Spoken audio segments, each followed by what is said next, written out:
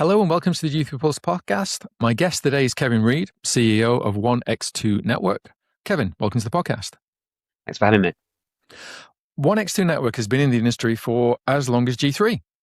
We both launched in 2002. Now, I've heard you talk about building longevity, and obviously we're both still going today. But what kind of conscious decision was made from this? Did you have that conscious decision from the start, or was it part of your mindset? And how's that turned? How's the business kind of made sure that it has kept going in the long term? I'm just thinking, was that something you did on purpose, or is it just happenstance? No, I think the foundation of the company comes from a family. Actually, my family set up the company back in 2002, and I wasn't working in the industry at the time. One of the key things, obviously, being a family-owned and run company is that you are kind of building for the future and building for growth and to try and do the best that you can in terms of the business and the people that are in it, and both the people that are in it and the shareholders. On the longevity theme, you've spoken previously about building long-term value in regulated markets. How do you decide which markets are right for you, and what makes a market attractive or unattractive? And I'm wondering, do you have the luxury of testing market opportunities, or do you need to make those decisions, first time perfectly?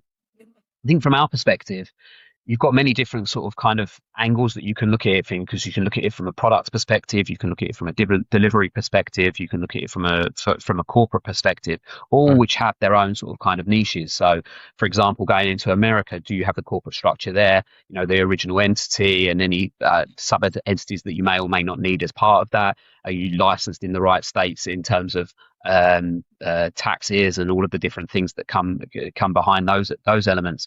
Whereas then if you're focusing on Europe, it's being a UK based company a few years ago, Brexit, all of a sudden what impact does that have? It's not just regulation, it's political as well. And I think that's something that you have to weigh up so many different things.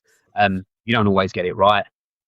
That's not to say that it's always something that you can get catastrophically wrong either. I think that the key thing is that underestimating time and the delivery of getting things over the line, both when you're talking internally about what would be needed internally, but also externally, be that from a regulator or be that from external advisors. These are the things that can cause us kind of delays, and I think that delays is something that you always have to factor in, and what would the cost be of delaying and understanding things.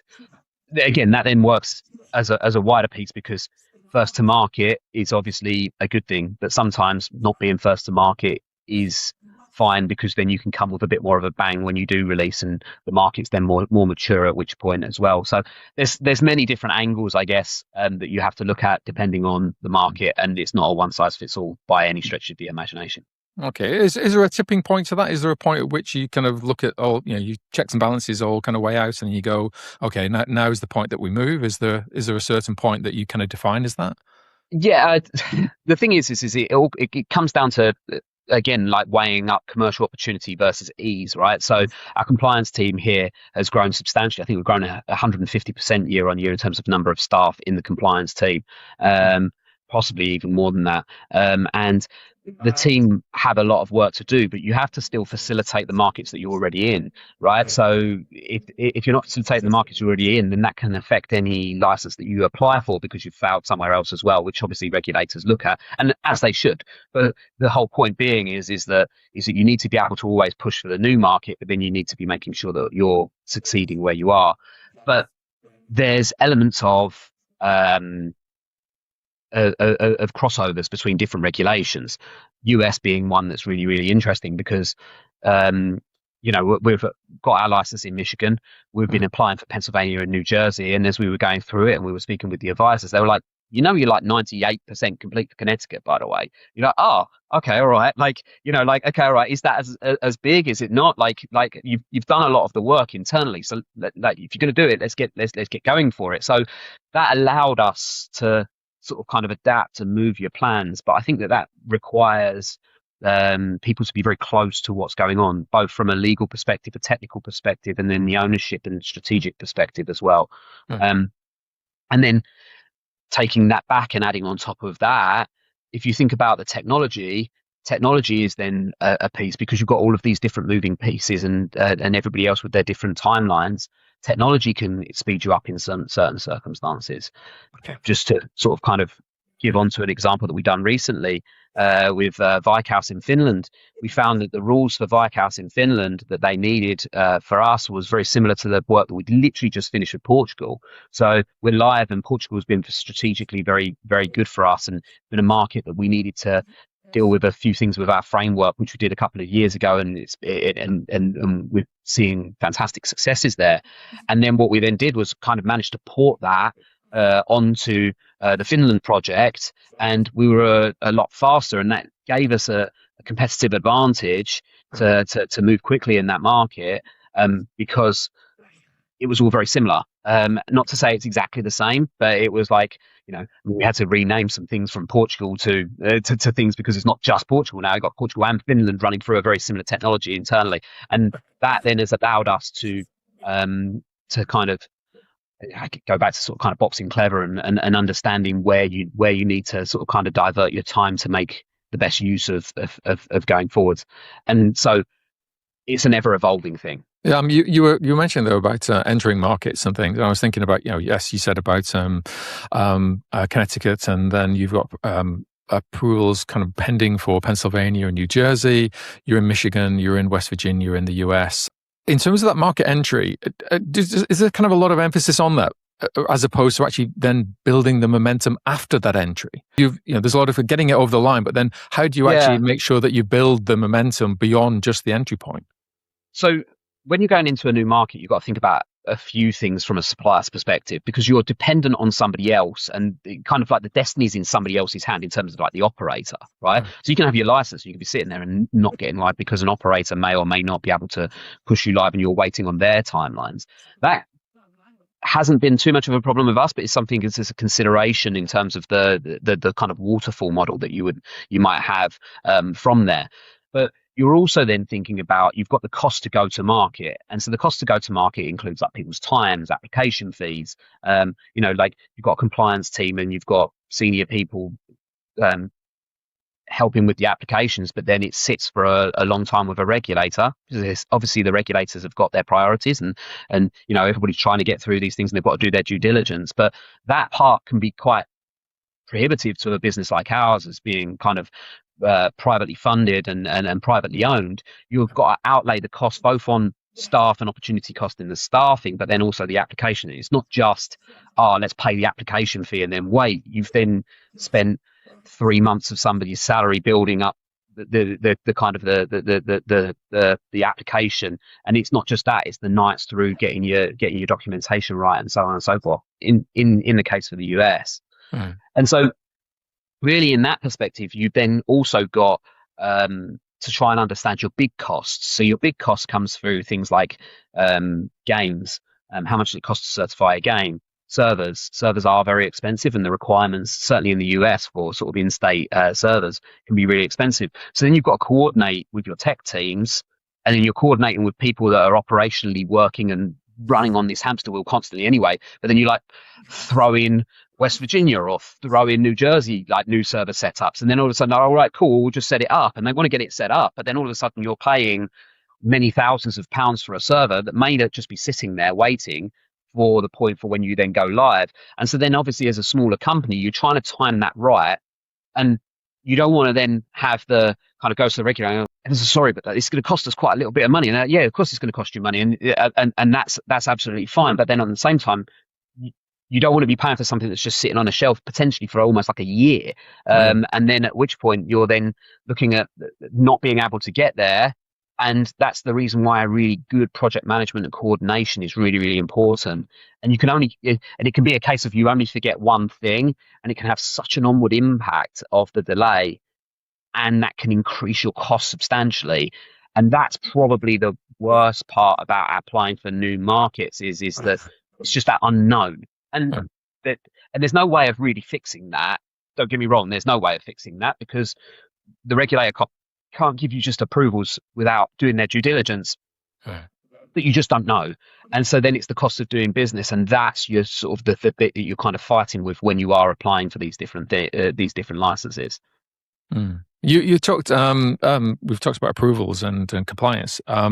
Where does the products kind of pipeline sit on that as well, Kevin? Because obviously, when do you start creating the games for that? You know, you think, okay, I'm going to go into that marketplace. We everything lined up. We've got the compliance team lined up. When do you start actually looking at the games? You talked before about having this kind of North America in mind for a long time. What does that mean? Have you been Yeah, so creating games for, like, say, Portugal, and thinking, well, that would be great for this market and another market? How where on that timeline does that all fit? yeah, I think it's interesting because as you go around the industry, you can look at certain providers and they are stronger in different markets. I think that's very much a piece that is kind of good content performs everywhere. That's just the case. So you're always trying to make the best content that you can, and the more places that it works, the more money you're going to make ultimately from that. So there's the element of those pieces as well. But a few years ago we pivoted. I mean, actually going back a bit more legacy for 1x2, we Right. created one because 1x2 Network comes from the network which was built by 1x2, which was 1x2 Gaming. We were originally 1x2 Gaming Network. 1x2 Network come from that, and then we built Iron Dog Studio, which was our primary studio for creating slots.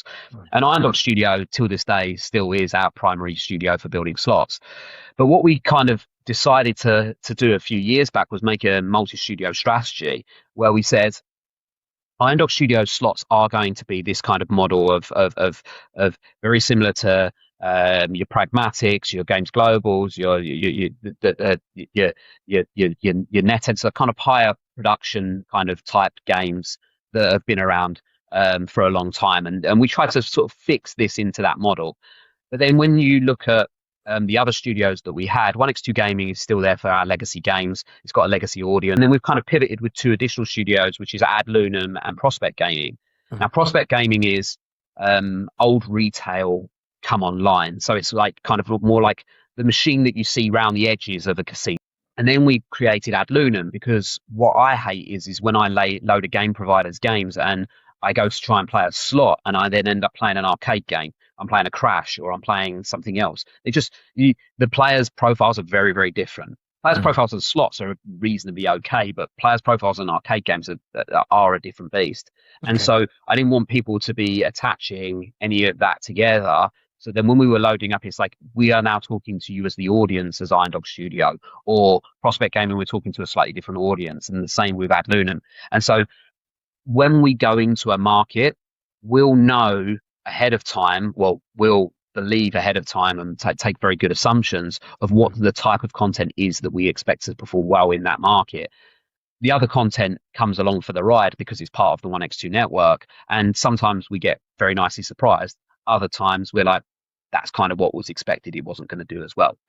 And when you're entering, say, obviously you entered Ontario in 2022, and in terms of obviously Alberta opening up, do you take the same? Is it, slightly? I'm not saying cookie cutter, but is it slightly, a similar model, and your expectations are the same, or do you have different expectations going into a new market, and you adjust accordingly, or and how much flexibility you have once you go in to then tweak how you're actually supplying into that space? Well, I mean, the thing is that content over time changes, and that's something that's kind of there was like kind of an adaptation of things that have performed well and sort of kind of fell away, and then you're always thinking about the next thing that's coming along. I think that Ontario as a market was very, very interesting when it set up. Actually, when we initially went into Ontario, we did okay, and then we did exceptionally well when we started kind of multi-stating with Michigan, because of the operators that work in both of those, we performed exceptionally well with. And then that then built up a bit more momentum, and then all of a sudden we released with Betty, and we performed exceptionally well on Betty. And so things started to snowball because our content, we were realizing that our content was resonating with that market in mind. And I think that the thing that we had as a strategy a while back was a long time ago, the way to get kind of noticed was big streaming, big wins, and that kind of thing. But actually, what makes the core money that we kind of find, which is a bit more stable, and you're thinking about 1x2 as an independent business, you need that stability. Is the content that was going to go up and perform well for the masses, and so the performing well for the masses, certainly in the North American market, not trying to mix Canadians and Americans too closely, but that they do have a relatively similar profile of play. Is that they do like their retail slots. So you can take adaptation from the slots that are performing in that North American retail, and then bringing them online is actually quite a fun thing to do, because we go back to some games. Our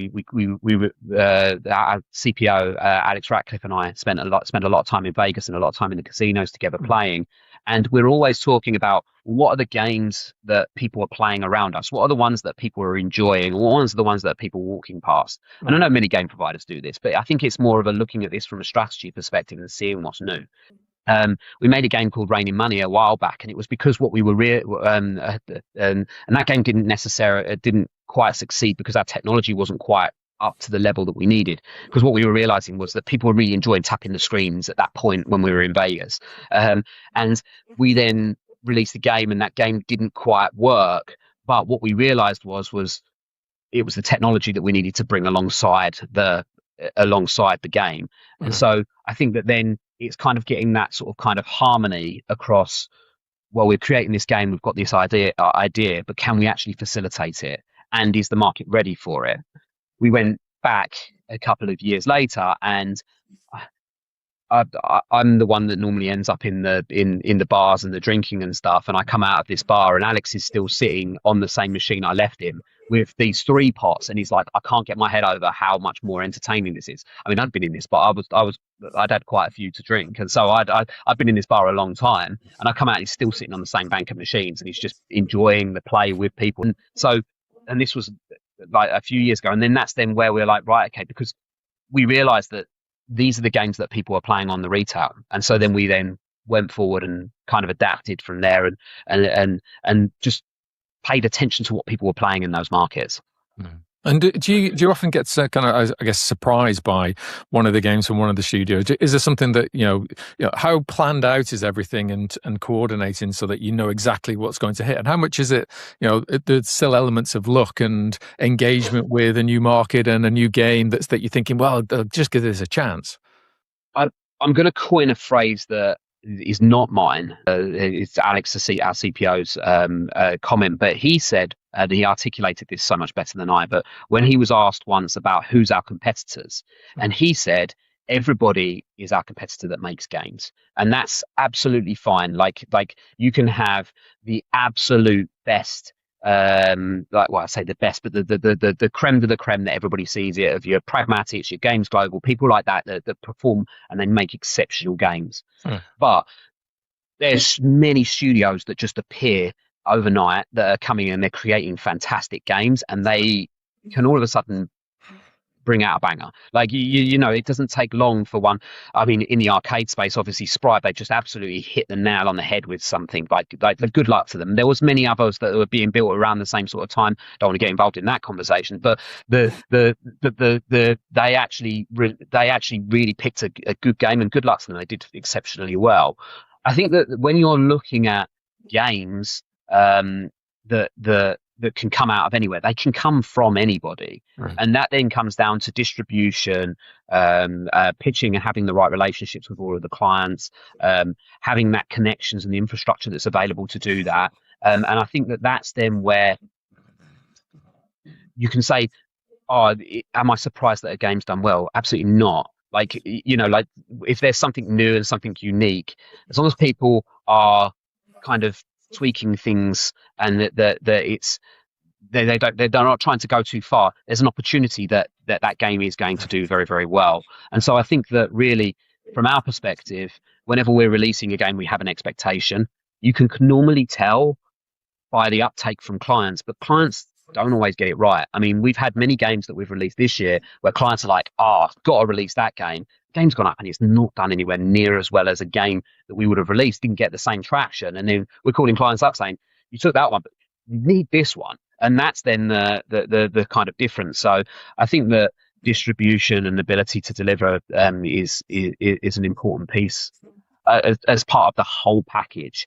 And so when we're looking at delivery and what games can absolutely bang, some of the games that have absolutely banged, we've been pleasantly surprised with. And sometimes when you put loads of effort into a game and they don't do it as well, sometimes that can be disheartening. But for everyone that goes negative, you get a positive. So it's that's And how kind of much part of it. much of that, Kevin, is you building your own look? How much of that is you making the opportunity work for you in the marketplace, putting the brand work in with the operators, trying to get onto the right parts of the lobbies and all this bit? Which okay, you can have a banger, but if it sits there and it doesn't get that push, then the frustration side of it must be tricky. So But if you yeah, built that in, yeah, that I think that's identifying when you're succeeding, right? And I think that's very important. And obviously there's again many things come into this. You've got to have the relationships to be able to say the thing to the partner. You can't be trying to be very too salesy with a casino manager, for example, because they're like, oh, you're just selling me all the time. You really, like we want our account managers, when they say to a client, this game's good, make sure you take it, that we expect that my thing to the head of commercial is to make sure that his team are trusted by the casino managers. And I feel like we are actually building that, because there's evidence that this is coming true with games that they may not have taken, and then a week later all of a sudden it goes live on somebody that we've marked off that it wasn't going to be putting the game live. So I think it's consistency. One of the key things that we have internally in this business is this fantastic data platform, and it's the ability from us to be able to identify when a game's doing well initially. We can see, and I think that you mentioned, okay, all right, yeah, a game can be hidden on the lobby. Once you've got enough, you just need that enough sample size to say this game's doing this number of bets per player. Is this good? If this like your players seem to be enjoying this, and the issue then comes with, you can't oversell that. You can't say that on every game, because if you say that on every game, people are going to start ignoring you. But if you're like, okay, we've released this game, that game's not doing as well, maybe replace it out. That's one of the things, that there's then an element of trust between people, which is something that's I believe will be around for and be the key differential for a lot of people going into the world of AI. But I think that when we've got the right data and we can actually give and supply evidence, this game is doing very well, please get on top of this. And then the account managers, I mean, they've got targets that they're trying to aim for. They don't want to put rubbish at the top. They want their players to play.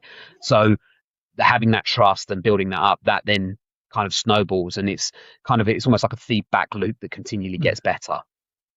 You mentioned before about obviously the entertainment side of games, but it having to work in harmony with the technology. And you talk frankly about your technology not being right when the game was there, but you've improved that side of it, so that when you have the confidence of the technology behind the entertainment side, they both sync together. Is there a kind of a meeting point of that, where the data side that you've got, you talked about your data platform, the technology side, obviously all that technology side is talking about AI at the moment. Where do you see that kind of fitting into the picture? And is it okay to verbalize that and talk about that internally within the company and externally to a wider audience who are skeptical about how AI is being adopted at this moment in time as well? Do you see there being advantages, but also slightly disadvantages that are coming in at the same time, Kevin? Yeah, I mean, AI is one of the biggest existential threats to anybody that's working at the moment, the way I see it. But it's also one of the biggest opportunities for everybody as well. And I think it is about the way that you embrace the technology. I think that AI for us is very well timed. I roll back to when I took over as CEO, and actually one of my first hires in the team was to get a data platform and a data team set up. And the reason being is something from my perspective, I'm not technology, whereas our old CEO had eyes on the data because he was a technologist, so you could see things a lot easier. I wanted everybody to be able to see the right amount of data to understand what we were doing and how things were performing. Mm-hmm. And that transition to have that data was really, really important, because that's what turned our needle. We could look at things from a technology perspective and say, every 10 minutes, there's a little blip. Why? And then you're like, well, it's because, and then you can understand, oh, well, actually, there's a bit of technology here. And then you're thinking, well, actually, somebody might have been getting errors in games, and they're all getting errors at a similar time. And then you're like, well, actually, that's really important information, because then you didn't get more bets per player because the technology was more stable. And so these are the sort of things that kind of they build up over time. And it's not necessarily something that's easy to see unless you have the data and that you can look at trends as a bigger picture. And that really, really helped us to be able to identify all of the different problems. And it's not one big problem ever. It seems to always stem from sort of kind of many things that needed to be cleared up. So as I say, like we had and have great technology. It's just there were some limiting factors to go to the next level that we were then hitting boundaries, and we weren't aware of them until we could see it. And then all of a sudden we could see it, and that then helped us. And that then plays into AI really, really nicely, because AI only works if you feed it the right information. It's amazing watching. Well, actually, I watch people try and talk to AI, and they're like, it's not giving me what I want. And you're like, it's not a mind reader, it's AI. You know, it's only as good as the input that you put into it and how you transition these things afterwards. So from our perspective, one of the things that I say internally is very much AI needs to be at the forefront of everything that we do, because AI is either going to has the potential to replace a lot of the stuff, but it doesn't in terms of making everybody more efficient. And as a small business, for us, we see this as the growth opportunity. We can be able to build as much as some of these big studios with a smaller team by being more efficient and being more direct and focusing through the problems and fixing them quicker. And just the levels of things that we do internally here now, like game release day is fantastic. It's gone from people marking things on a sheet to it making itself automatically. It's gone from alerts when bets go down or when bets are hitting targets and things like that. And like all of these things that are amazing, that we can just collate all of this information internally to make sure that we're maximizing our distribution as much as we absolutely can. And then that saves people from manual tasks, which means they can think more, which means that they can be better at their jobs, which means they can enjoy their jobs better. And so all of these sort of different things all come down to the fact that we were able to get ahead when we were talking about data early. We now are plugging that into AI, and it's about meeting in the middle. Like I say about the games, we needed our technology to catch up with the games, but the games needed to catch up with the technology. So it's kind of symbiotic.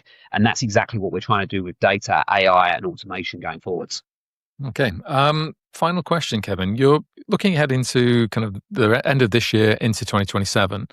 What should operators and partners expect from 1x2 Network? How far into the future do you actually look in terms of planning as well? I'd be interested to know, are you kind of crystal ball gazing really far distance, or are you keeping things quite tight and close? Yeah, it's tough because, I mean, like you crystal ball as much as you can. But I mean, my predictions go out until 2030 at the moment. I've been working on strategically, and as a business, I still report to a board in the same way, even though it's a family company. Try and structure the business nicely so that then we're in that good scale for next growth. You know, when I started, there was only sort of like 25, 30 of us, and then all of a sudden now we're over 100. So by no stretch is that like aggressive growth, but it's reasonable growth. And then it's like talking about how do we go more. And I think that, as we're sort of kind of crystal balling and going into the future, it's about how do we make things more efficient for the future and for the development, because formally, and this is what's making predicting really hard at the moment, because formally you turn around and say, right, I want to do this new project. It might take me 6 months. Well, now you're like, well, actually, a developer that's got the context and as good internal developers we have here, that time is getting chopped out all of the time with AI coming in and being able to automate and speed things up in terms of their development cycles. So now, not only are you not sure about what market may regulate, and you've got the political element, you've got another sort of kind of 4D chess kind of style thing with technology, because you're like, what? You could click your fingers and it all happened in no time. And I mean, I was driving down to Brighton yesterday, and I wasn't driving; I was in the passenger seat. But I realised that actually it would be really good to build a presentation, and in a few prompts and a couple of presentations all thrown together, I had new presentation done. Something like that would have taken me evenings work. I did it in the car while somebody else was driving and we were chatting on the way down. These are the sort of things that you could just keep adapting and keep moving with. So I think the stuff that used to take time now is becoming a lot quicker and more efficient. And so it's very hard to look that far into the future because you just don't know. That said, we do try our best to look at trends and look at the next opportunity and think about what we are going to do both near side and longer term. Look at the trend from before and then see how that is. And having been in the industry for over 20 years, we've got a lot of data that and trends that we can look for, and then we can then see how that plays out over time. And yes, it would be great if the US states regulated faster than they are, but you can see the trend of these things, and you can take relative assumptions, and then all of a sudden a new market might come up in a different part of the world that can be available for us, and so that's then a positive. You always have to play in some negative scenarios as well, and that's just good business planning. So that's the kind of the thing. But from our perspective, we're quite diverse. We've got quite a lot of no one market is particularly huge for us. UK is our biggest market. Yes, okay, that's taken a bit of an issue with tax recently. I think we're still seeing how that one plays out. But as long as you're growing in all of your markets, like Finland then's coming. Well, then Portugal's growing nicely. So as long as you're kind of looking across the board and you're not all risking one area, then there's a good opportunity to grow. And this industry is just going to keep evolving because people are still going to keep gambling. So it's just going to be a case of just try and be as in front of that as we possibly can.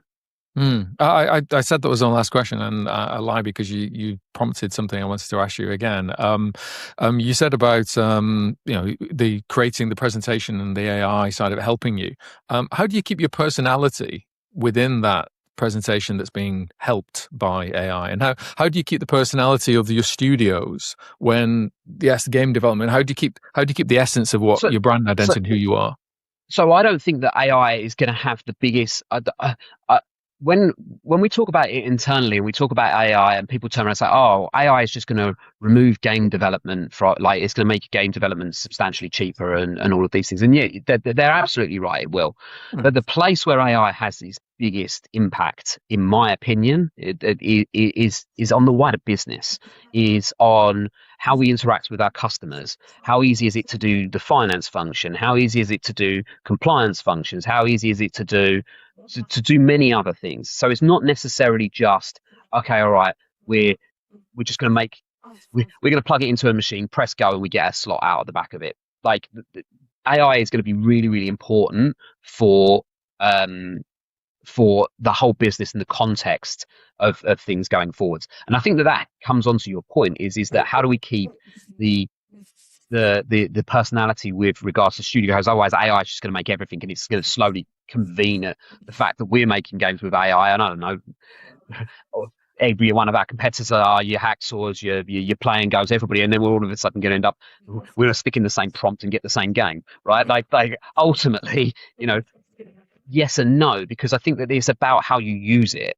And that's always going to be the part that's going to be important with AI as you go. And that's where the driver is for our business is that if we use it to be efficient everywhere, that's where it's going to get the successes. It still needs its personality. That presentation still had my personality to it. It was just getting the right slides in the right order with the right context, right? It's just like I had a document that everybody was going to get bored reading, a 40-page document. It was much easier to stick it on a screen. Let's get some bullet points and just hammer through, right? And that then needed the personality of the meeting to come into it, not just the context of what the presentation was.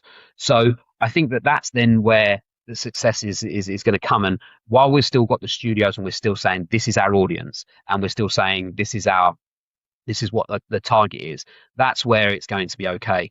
I don't think that us automating AI and things, there's too many questions about IP and things like that for us to put too much into the development of the actual IP. IP will sit with humans.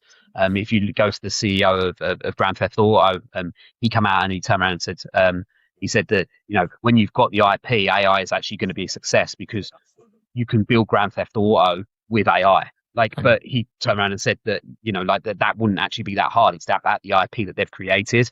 And so the IP generation, content creation from somebody like ourselves and the team and the great team that we've got here is going to be the key point to that. And the personality of our people with our relationships, which is going to be key to be empowered by that. I think that's a great point. Thank you, Kevin. Thank you for all the insights that you've given. It's been an absolute pleasure speaking to you today. Thank you. Likewise. Thanks, Lewis. Thanks for having me. Cheers.